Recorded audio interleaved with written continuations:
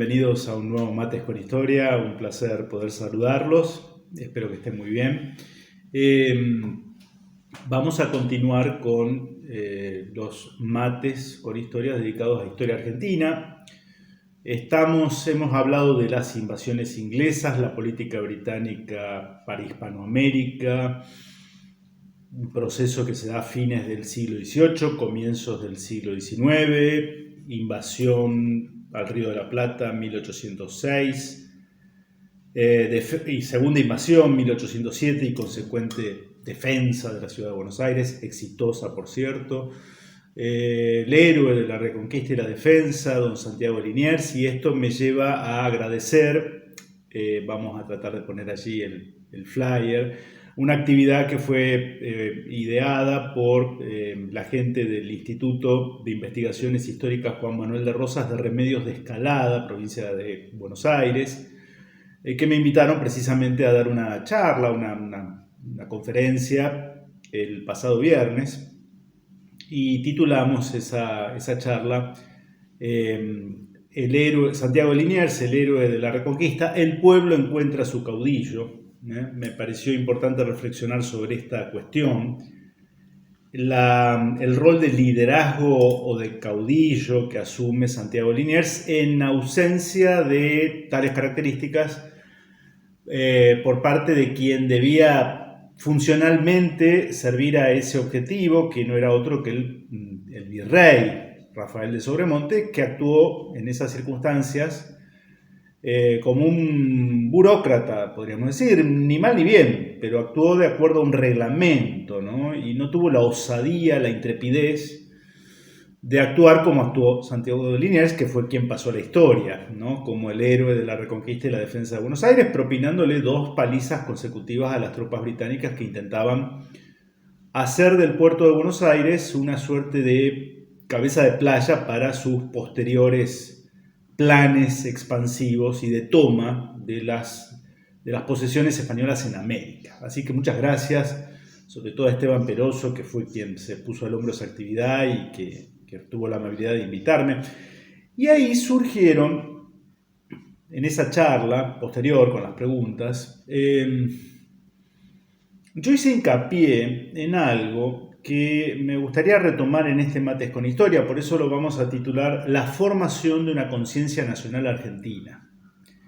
La formación de una conciencia nacional argentina. ¿A raíz de qué? A raíz de que me parece que hay que clarificar algunas cuestiones, sobre todo con algún sector del hispanismo, con quien tengo diferencias, y que no advierte que acá el imperio español era un imperio tan vasto que admitía sentimientos patrióticos vinculados al solar que habitaban esos ciudadanos, esos súbditos del monarca. Lo hemos analizado en otras ocasiones, haciendo hincapié en que el vínculo unificador de ese imperio no era tanto la nación o la idea de nación española, como algunos predican, sino que lo era con una sujeción personal con el monarca y en su momento con el emperador, el rey monarca, el rey emperador, dependiendo de las épocas, ¿no? Lo cual no es poco, ¿no? Pero me parece que cargar las tintas sobre esto de que todos éramos españoles, los filipinos eran españoles, los porteños eran españoles, por supuesto los toledanos y los madrileños eran españoles, me parece que es confundir las cosas, ¿no? Por eso es un hispanismo que a veces me parece que confunde categorías, ¿no? Y le quita todo protagonismo a las conciencias nacionales, al espíritu, a la idiosincrasia, a las particularidades, a los regionalismos que comprendían ese vasto imperio, ¿no? Es como si nosotros quisiéramos hacer lo mismo negando todo protagonismo a los castellanos, a los aragoneses y a los andaluces. Sería un despropósito, o sería en pos de una unidad, a la cual yo apuesto también, sería peor el remedio que la enfermedad, me animo a pronosticar. Tengo acá un libro, La cultura argentina fundacional, de Enrique Prevedel, un autor tucumano. Lo compré y lo leí por sugerencia de un amigo de Córdoba, Francisco Ganora. Le mando un saludo a él, a su familia y a toda la gente de la provincia de Córdoba, ¿no?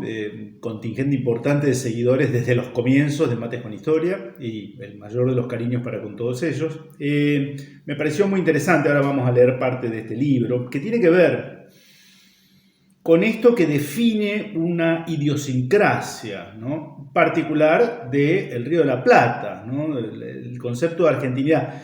Les cuento otras anécdotas que he tenido a raíz de que me motivaron a hacer este Mates con Historia. Hace un año, en Twitter, en una cuenta, no me acuerdo ahora bien cuál era,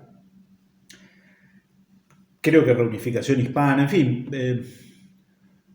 con buenos objetivos en cuanto a una reunificación hispana, es algo que yo también, a lo cual adhiero, pero, digamos, con motivo del 12 de agosto de 1806, el aniversario de la reconquista de la ciudad de Buenos Aires, en su posteo daban a entender como que España resiste la invasión inglesa y recupera el control sobre Buenos Aires, dando a entender como que esto fue obra, esa gesta, no se hablaba del pueblo criollo, ni los criollos en armas, una negación de protagonismo alguno. Era como que acá había destacamentos españoles que fueron los que tuvieron el mérito militar, cuando esto no fue así. Esto históricamente no fue así. La defensa y la reconquista de Buenos Aires fue posible por la obra de Santiago de Liniers, que se encarga de reclutar milicia y de crear y formar, capacitar milicias populares con elementos criollos. ¿Va a haber españoles? Sí, claro que los hubo. Pero no eran el elemento mayoritario que protagonizó esa gesta. Fueron orientales, lo hemos analizado en un Mates con Historia, en el que hablamos, la reconquista de Buenos Aires con la indispensable ayuda oriental. En 1806 fue así. Porteños y contingentes venidos de todas las provincias, santafesinos, correntinos, salteños, cordobeses, cuyanos. Entonces me pareció injusto. Y el otro día, en uno de los Mates con Historia que hemos dedicado, que hemos dedicado a la figura de Artigas, José Gervasio de Artigas, el caudillo oriental por excelencia, por antonomasia, y no solo oriental, ¿no? Fue el protector de los pueblos libres, que incluía varias provincias litoraleñas, todas ellas. Bueno, allí se armó una discusión entre los que comentaban si Artigas se definía a sí mismo argentino, oriental o uruguayo, ¿no? Y alguien pone, bueno, no se definía ni argentino ni oriental porque no existían esas entidades nacionales, no existían esos países, ¿no?, cuando vivió Artigas. A lo que yo contesté es que una cosa es la existencia como nación jurídicamente organizada que puede tener, luego de ese proceso, la República Argentina, la República Oriental del Uruguay, y otra cosa es el gentilicio que vincula a una persona con el lugar de su nacimiento o en el que habita. Y sí se usaba la categoría de orientales, se definían a sí mismos los habitantes de la banda oriental como orientales, pero desde hacía mucho tiempo. No necesitaban que se forme un Estado, como los argentinos nos definíamos como argentinos. Mucho antes del 25 de mayo de 1810. ¿Éramos parte de algo más vasto, como era el Imperio Español? Sí, claro, por supuesto, nadie renegaba de eso, ¿no? Pero me parece que ningunear esa descripción que habla de nosotros, así como yo puedo decir hoy que yo soy rosarino, soy santafesino y soy argentino. Son tres categorías de pertenencia, ¿eh? Lo otro suena como que todos eran españoles y no es la realidad del proceso histórico, ¿no? Entonces, yo creo que las invasiones inglesas, en un momento en el que el Imperio Español navegaba rumbo a su desaparición en breve. Esto lo hemos analizado en ese Mates con Historia, en el que titulamos La dislocación del Imperio Español. Proceso histórico que ya llevaba un tiempo y que se va a acelerar con la invasión napoleónica a la península en 1808 y la aparición de las juntas. Por supuesto que van a meter ahí la cuchara los británicos, los franceses, la lógica y los intereses de las oligarquías portuarias. Esta es la categoría que yo utilizo desde siempre, en Buenos Aires, en Montevideo, en Valparaíso, en Callao. Sí, claro, eso también va a ser parte, pero también habría que preguntarse, a mí no me gusta hacer historia contrafáctica, pero supongamos que no hubiera existido Inglaterra como potencia de primer orden, que Napoleón no hubiera nacido, en fin. ¿Cómo hubiera sido el futuro de ese imperio español durante el siglo XIX? Porque la España, que se queda privada de sus posesiones del otro lado del Atlántico, no va a tener un periodo de auge, de desarrollo, de tranquilidad, de afianzamiento institucional durante el siglo XIX. Va a ser todo lo contrario. Por tanto, bueno, ustedes saben que yo no opino precisamente del mejor modo de lo que fueron los reyes de la dinastía de Borbón instalados en Madrid. No tengo el mejor, no soy elogioso, no tengo la mejor opinión. Me parece que le hicieron mucho daño a España y a la hispanidad, de un lado y del otro del Atlántico. No por maldad, pero sí por ineptitud y por su afrancesamiento que hemos analizado mucho, ¿no? ¿Qué nos dice Enrique Prevedel en este libro, que sugiero su lectura, La cultura argentina fundacional? Dice cosas interesantes que yo, aprovechando esta introducción que acabo de hacer, me parece que es bueno compartir con ustedes. Dice la cristiandad y América. La cristiandad y América. La cultura busca el desarrollo del hombre hacia la plenitud de sus perfecciones, de sus acabamientos posibles, dentro de la existencia histórica en la que se haya inmerso. Consiste, por lo tanto, y esencialmente en un cultivo de la sabiduría, ya que el bien y la belleza penden de la verdad de las cosas. Esto lo hemos analizado, el concepto de cultura, cuando dedicamos un Mates con Historia a Domingo Faustino Sarmiento, que titulamos un poco provocativamente a propósito, Sarmiento deseducador, ¿no? Deseducador, uno de los primeros que hicimos, por si quieren ahondar en mi idea. Yo coincido con esta definición, dicho sea de paso, ¿no? Cultura no es acopio de conocimientos, no es erudición, es otra cosa, es el cultivo de los valores. Continúa el autor. Claro que este concepto fue también el del paganismo sano, no degradado aún de la antigüedad. Pero toda sabiduría tiene su cima en contenidos religiosos. No hay cultura que no sea el correlato de una religión, que da las respuestas últimas al sentido de la existencia. Esto también lo hemos expresado, ¿no? Y ocurre que el antiguo, con todo su despliegue de sabiduría sobre el hombre, estaba llagado por una inmensa ignorancia, la del destino humano, la de su fin. El ápice de esa sabiduría estaba cercado de tinieblas. La angustia de esa ignorancia era la secreta desesperación pagana. Esto se puede aplicar al hoy también, creo, ¿no? Esto lo venimos diciendo. Acá combinamos un poco Mates con Historia de la Argentina y Mates con Historia de la Iglesia. La angustia de esa ignorancia era la secreta desesperación pagana, que precipitó trágicamente a la antigua en la degradación de las supersticiones y torpezas de los cultos orientales. Solo con la venida de Jesucristo y tras la asunción de la sabiduría pagana por el cristianismo, le fue posible a la cultura de Occidente desplegarse en lograda plenitud. Surgió así el hombre de la cristiandad, esa acabada y siempre dinámica síntesis para los pueblos entre la fe de siempre y la vida de cada día.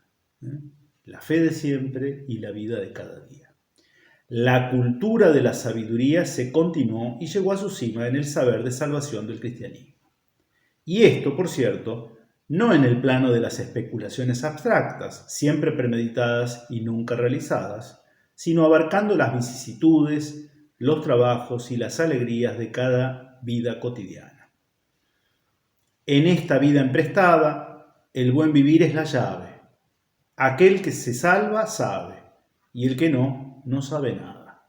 Así dice una copla que en América se repetía mucho en tiempos pasados.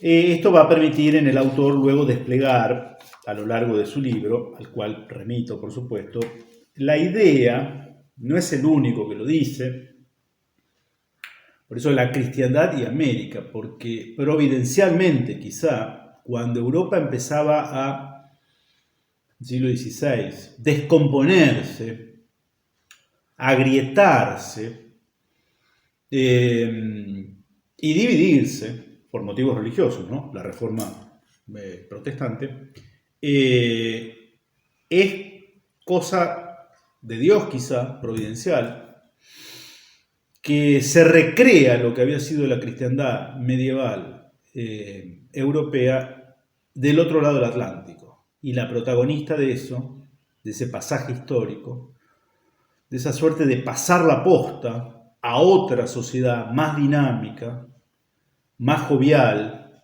más saludable, desprendida de lastres que también estaban presentes en esa cristiandad medieval, con sus más, sus menos, que va a ser la sociedad hispano-criolla o la sociedad hispanoamericana, la sociedad hispanoamericana, ¿no? El hispanismo americano, una hispanidad situada de México al Cabo de Hornos. Continúa el autor: es cosa de advertir que a partir del siglo XVI, cuando acontecía la rebelión de Lutero, Calvino, el cisma de Inglaterra, etc., sucedía parejamente el surgimiento del mundo de América, este otro y nuevo mundo. Las grandes cabezas de España, las contemporáneas a estos hechos, no dejaron de advertir tal simultaneidad y al reflexionar sobre la misma arriesgaron una interpretación espiritual, una visión teológica de tales acontecimientos históricos. Para ellos, Dios suscitaba nuevas tierras y almas a la Iglesia en compensación por las que se perdía o las que perdían la ya quebrada Europa. No se piense en que al afirmar esto se caía en la ingenuidad de suponer que Dios, por su providente sabiduría, cuidaba de sí mismo resarciéndose cuantitativamente de almas para su Iglesia. Miremos más adentro, es la conformación social de la cristiandad la que se perdía en los países escindidos de la fe común. Por tanto, no era la conversión individual de nuevas almas lo que suscitaba la providencia divina en un nuevo mundo, sino la continuidad posible ultra Europa en el occidente del sur de aquella cristiandad. Es interesante lo que está diciendo este hombre. Es muy profundo, creo. Y si la primera había sido la obra del monacato benedictino, lo hemos analizado, ¿no? La segunda sería tarea de las misiones franciscanas y jesuíticas, que fueron los modelos más acabados de las reducciones indígenas. La misión conventual en América desempeñaría el mismo papel que cumplió el monasterio en Europa. La cristiandad constituiría así los fundamentos de la Argentina.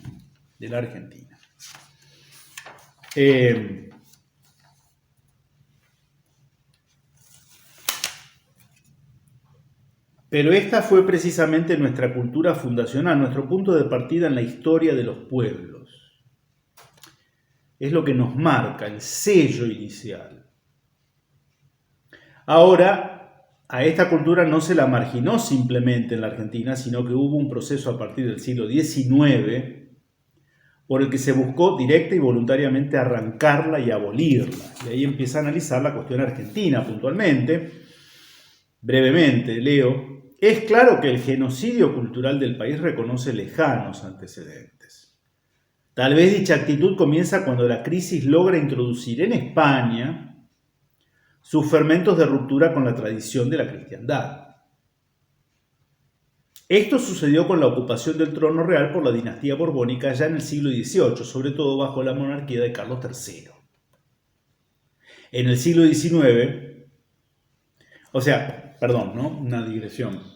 Eh, claro, cuando se reconquista Buenos Aires o se repele a los ingleses en Cartagena de Indias, se viva el rey, ¿no? Claro, porque había una tradición monárquica en el pueblo español peninsular y en los pueblos nacidos a partir de España y su proceso de evangelización y poblamiento de este lado del Atlántico. La pregunta que nos hemos hecho en alguna ocasión, ¿esos reyes eran los mismos? ¿Estaban empapados del mismo espíritu que los reyes católicos? ¿O que los reyes del primer siglo de la casa de los Habsburgo, Carlos I y Felipe II? Yo creo que no. Yo creo que ya tenían otras ideas, ¿no? No era tan evidente, quizá en el siglo XVIII, pero es como si hoy yo me viera obligado, por ser argentino y hablar español y ser católico, a avivar al actual monarca español. Viva el rey Felipe VI, el actual. La verdad no me nace. No es que no me nace porque soy argentino y vivo en una república. Tampoco me nacería siendo español. Porque ¿qué tengo que ver yo con ese hombre? Más allá de las apariencias que él guarda todavía, por ahora. Cada vez menos guarda la forma. Pero bueno, no sé, es una invitación a reflexionar sobre esto, ¿no? El molde quizás sea la exterioridad de la forma monárquica, es la misma, pero el contenido ya es otro. Fíjense ustedes la ceremonia de hace 10 años de la entronización de Felipe VI. Por ejemplo, brilló por su ausencia toda alusión religiosa. Lo que viene diciendo Prevedel, bueno, hace 10 años cuando asume Felipe VI como rey de España, eso está olímpicamente ninguneado, ¿no? Olímpicamente omitido, bueno, no sé. En el siglo XIX, tres nombres de relieve histórico son los que potenciarán este proceso, el genocidio cultural. Bernardino Rivadavia, Domingo Faustino Sarmiento y Julio Argentino Roca, los tres cubren la sucesión generacional de ese siglo. Saben que yo a Roca tengo mis reservas con lo que dice el autor respecto de Roca, ¿no? Pero fíjense, Rivadavia fue una continuidad representativa del regalismo y afrancesamiento ilustrado de los Borbones. Era lo mismo, con formas republicanas. No otra cosa que la contrarrevolución del colonialismo europeo, la que frustró la empresa continental de José de San Martín. Sarmiento, con mucha más coherencia y continuidad que Juan Bautista Alberdi, es el propagandista de la modernidad en nuestro país. Precisó los términos de la lucha y concibió las instancias prácticas en que se había de desarrollar la lucha. Tuvo la lucidez histórica de saber ver y escribirlo jubilosamente que con la erección borbónica del virreinato del Río de la Plata se moría por fin la medievalidad en estas tierras. A ambos se les opuso por propia gravitación la inmensa realidad del país. Pero mientras Rivadavia optaba por negarlo y desconocerlo, no concibiendo nada fuera de Buenos Aires, Sarmiento insistió en abolir y reemplazar esa realidad que constituía la Argentina. Acá describe algo interesante, muy llamativo, ¿no? Cuando se da ese proceso inmigratorio del cual, de fines del siglo XIX, comienzo del siglo XX, del cual, sobre todo en la zona donde vivo, en Rosario, prácticamente la inmensa mayoría de la población descendemos, ¿no? Procedemos de la inmigración europea alentada precisamente por esa generación del 80, que había estudiado o comprendía el país de acuerdo al Cartabón establecido por Sarmiento. Hay un proceso curioso, hay un resultado curioso, que esos gringos, ¿no? Fueran croatas, sirio-libaneses, italianos, gallegos de esta última camada, húngaros, en fin, turcos, quieren acriollarse. Eso es algo que no estaba quizá en los cálculos de esa oligarquía que fomentaba la inmigración europea. Se quieren acriollar, se quieren asemejar, No es una incorporación a los fines laborales, rentísticos, no. Quieren adoptar el arquetipo nacional de la Argentina, ¿no?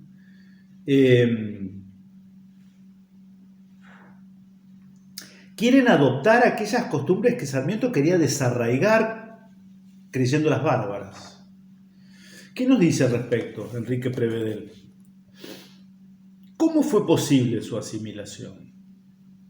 Bueno, da números, ¿no? Llega un momento en el que la mitad de la población de ciudades como Buenos Aires o Rosario, y en Rosario incluso más, era extranjera. Era extranjera, o sea, podría haber ocurrido, no sé, un parcelamiento, ¿no? Lingüístico, cultural, y eso no se dio, felizmente. Este es un hecho en el que pocos se detienen y hay que hacerlo para explicarse muchas cosas del presente. Digamos que casi el 80% de estos inmigrantes provenía de oscuras aldeas, donde casi como atavismos de la raza se conservaban gestos, aunque fueran inertes, de la antigua cultura de la cristiandad. Está queriendo decir que por más que estos gringuitos, mis abuelos, mis bisabuelos, no eran precisamente personas muy practicantes, ni muy religiosas, ni muy piadosas, pero es cierto lo que dice Prevedel. Habiendo venido de sectores muy humildes, muy aislados, no cosmopolitas de la Europa del siglo XIX, por tanto preservados en costumbres muy arraigadas de origen cristiano, vienen con ese bagaje cultural y se encuentran en la Argentina en un lugar en donde eso es algo que está más vivo. Esto creó una comunión inconsciente con el viejo país, la vieja Argentina, y una propensión a asimilarse. Decir que el fenómeno se produjo por el origen latino de los mismos y su consecuente parentesco sanguíneo con los criollos es una respuesta superficial. Y aunque recurrente hasta entre inteligencias de nota, tal tesis racial resulta insostenible. Fue el movimiento nacional y popular que acaudilló Hipólito Yrigoyen el que, al incorporar a su partido político a los hijos de los inmigrantes, que buscaban ya un espacio social, suscitó en ellos el compromiso y la conciencia de incorporarse al país. Con todo, bien observa un historiador relevante como Ernesto Palacio que el precio de esto fue desviar al movimiento irigoyenista de los objetivos nacionales posibles y pendientes en favor de objetivos sociales y políticos inmediatos.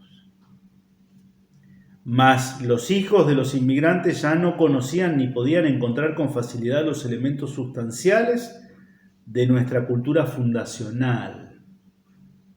Y aunque querían asimilarse, no solo política, sino también culturalmente, no veían arquetipos posibles que imitar. Uno solo apenas un modelo de ficción, se había salvado del genocidio cultural. Era el Martín Fierro de José Hernández, le hemos dedicado un par de martes con historia, ¿no? En consecuencia, se tomaría una proyección literaria y regional por un arquetipo nacional. Se tomaría una proyección literaria y regional por un arquetipo nacional. De aquí saldrá el argentinismo gauchesco, con que tanto se han falsificado los gringos del país creyendo acriollarse. Sin embargo, es interesante comprobar que, ya constituida en clase media con el transcurso del tiempo, la inmigración y su descendencia, con una cierta comodidad económica, podía pagarse un servicio doméstico de ineludible origen campesino. Las mucamas que venían del interior profundo de nuestra tierra. Las mujeres jóvenes de las tareas rurales, ocupadas para todo servicio por la comida y techo, se decía cama dentro, ¿no? La empleada cama dentro. Ocupadas, atendían como niñeras a la pequeña prole e iban educándola con las pautas de su propia cultura criolla. Así, las canciones de cuna, los primeros miedos mágicos, los cuentos de la cocina, se aprendían en la infancia de tales chicas. En un último latido de vitalidad, antes de morir del todo, esta cultura pudo impregnar de la tierra a los cachorros de los inmigrantes, acriollando a gringuitos de ojos arcos. Qué bueno, ¿no? Es muy bueno, es muy bueno. Les recomiendo este libro. Por supuesto que después abunda en todo, sobre todo cómo esta cultura argentina fundacional va a impregnar todo el cancionero popular. Hace particular eje en la provincia de Tucumán, pero creo que es muy aplicable al resto de las provincias, ¿no? Y cierro con una cosa que me pareció muy destacable. Volvemos a Sarmiento. Misioneros, doctrineros y rezadores. Sarmiento, que tanto predicó la abolición de esta cultura, así fuera a costa del hombre que la vivía. ¿Se acuerdan su brutal frase a Mitre, ¿no? Luego de la batalla de Pavón? En una carta, lo deja por escrito Sarmiento esta frase. General, no ahorre sangre de gauchos, que es lo único que tienen de humano. El padre del aula. General, no ahorre sangre de gauchos, que es lo único que tienen de humano. Cuando Prevedel dice que Sarmiento quería sacar de raíz esta cultura por considerarla bárbara, aún a costa de eliminar a sus portadores, quienes la vivían, el elemento gaucho, lo dice de modo literal.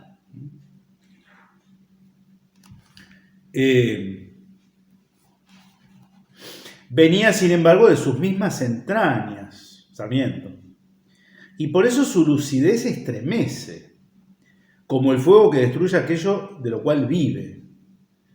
Hay así una página suya ejemplar sobre la vida religiosa en los parajes rurales de su tiempo, y en ella debemos detenernos. Y acá es un poco largo, pero fíjense. Hallábame, Sarmiento, en 1838 en la Sierra de San Luis, en casa de un estanciero cuyas dos ocupaciones favoritas eran rezar y jugar. Rezar y jugar. Había edificado una capilla en la que los domingos por las tardes rezaba él mismo el rosario para suplir al sacerdote y al oficio divino de que por años había encarecido. Era aquel un cuadro homérico. El sol llegaba al ocaso, las majadas que volvían al redil hendían el aire con sus confusos balidos. El dueño de la casa, hombre de 60 años, de una fisonomía noble, en la que la raza europea pura se ostentaba por la blancura del cutis, los ojos azulados, la frente espaciosa y despejada, hacía coro a que contestaban una docena de mujeres y algunos mocetones, cuyos caballos, no bien domados aún, estaban amarrados cerca de la puerta de la capilla. Concluido el rosario, hizo un fervoroso ofrecimiento, el dueño de la estancia, del puesto. Jamás he oído una voz más bella de unción, fervor más puro, fe más firme, ni oración más bella, más adecuada a las circunstancias que la que recitó. Pedía en ella a Dios lluvia para los campos, fecundidad para los ganados, paz para la república, seguridad para los caminantes. Yo soy muy propenso a llorar, pone Sarmiento, ¿no? Y aquella vez lloré hasta sollozar, porque el sentimiento religioso se había despertado en mi alma con exaltación y como una sensación desconocida, porque nunca he visto escena más religiosa. Creía estar en los tiempos de Abraham, en su presencia, en la de Dios y de la naturaleza que lo revela. La voz de aquel hombre candoroso e inocente me hacía vibrar todas las fibras y me penetraba hasta la médula de los huesos. Lástima que le duró poco el fervor religioso al sanjuanino, pero bueno, a juzgar por su obra de gobierno. Pero muy bien descrito, ¿no? ¿Será cierto lo que algunos insinúan, y yo vengo reflexionando sobre esto, que la hispanidad se ha preservado mucho más en América? En los cachorros que nacimos del regazo de la madre patria España. Es posible.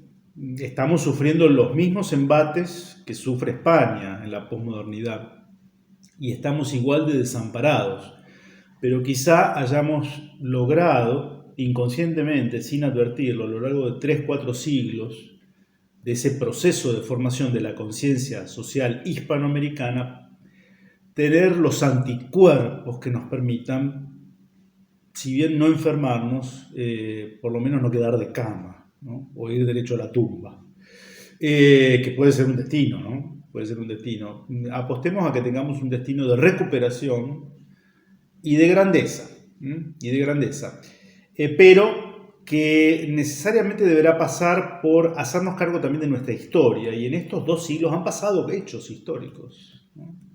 Una reunificación hispánica de los pueblos iberoamericanos es algo que a mí me desvela desde hace 30 años. Quiero avisarles porque no es algo que surgió ayer o hace 3 o 4 años.